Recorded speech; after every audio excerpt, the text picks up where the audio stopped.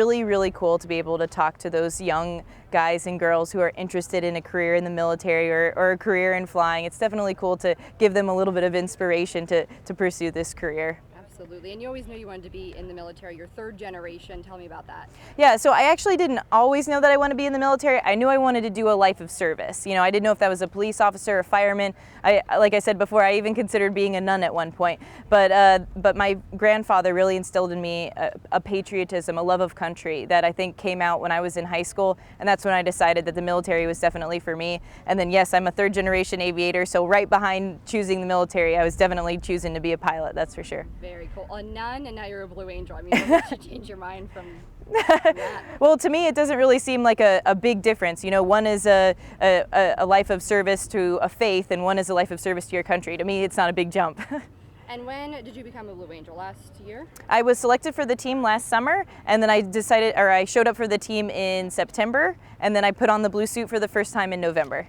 Okay, and what's it feel like to be the first female Blue Angel? You know, it's a great honor to be a part of this team, and I think every Blue Angel feels that way, whether you're a guy or a girl. You know, it's definitely an honor to be on this team. It's definitely an honor to be able to talk to people about what I do, but it's also a really cool honor to be able to be a conduit for those women who are overseas. You know, they're the real heroes. They're the ones that are fighting ISIS overseas in the Pacific Theater. It's really cool to bring attention to them. Absolutely. Do little girls come up to you and look up to you and tell you those things? I mean, how does that feel?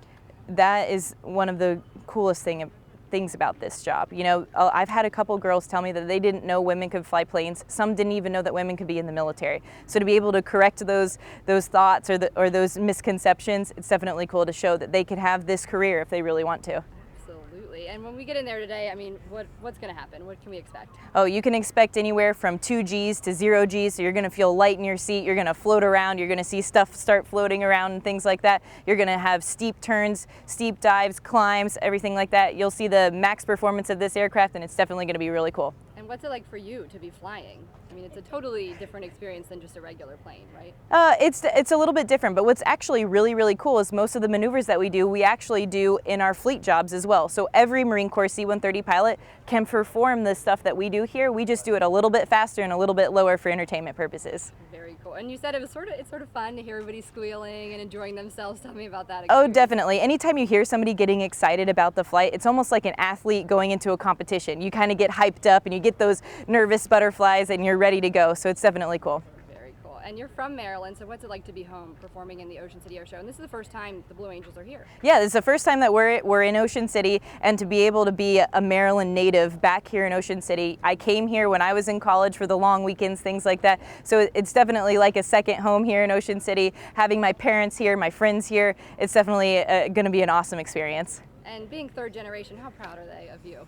Oh, you know, my dad, he actually got a little bit misty-eyed on the first time he saw me fly, but it's really cool because he actually flew Hornets, which is what our jet guys fly. So not only can he reminisce about his own career when he watches them, he can be a proud dad when he watches me. Oh, yeah. And you fly how many shows a year?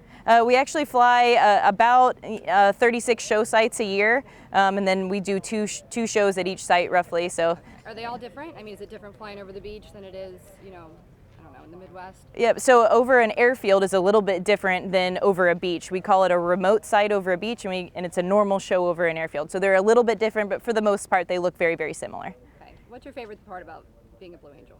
The best part is talking to the kids. That's definitely, when I get to go to the high schools or the elementary schools, and I get to talk to them about their future and how to pursue a future career, it's definitely really cool to give them a little bit of insight.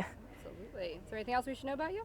No, I don't think so. You know, the only thing I'd like to mention is, you know, there's 19 other women on this team, so I might be just the conduit to bring attention to those other women, not only on the Blue Angels but also in the Marine Corps as a whole. The Marine Corps is actually 6% women. People don't realize that, and we've actually had women in Marine Corps aviation for over 20 years now. You know, and so it's definitely cool to bring attention to them because they're the real heroes. You know, the ones that are overseas right now. So. One more question, actually. Yep. How do you become a Blue Angel? I mean, how did you become the first woman chosen? Yep, so the Marine Corps will actually put out a message every year, and if you meet certain criteria like flight hours, things like that, you can put in an application. So I put in my application, I came down, I interviewed with the team, and they selected me for the team. Wow.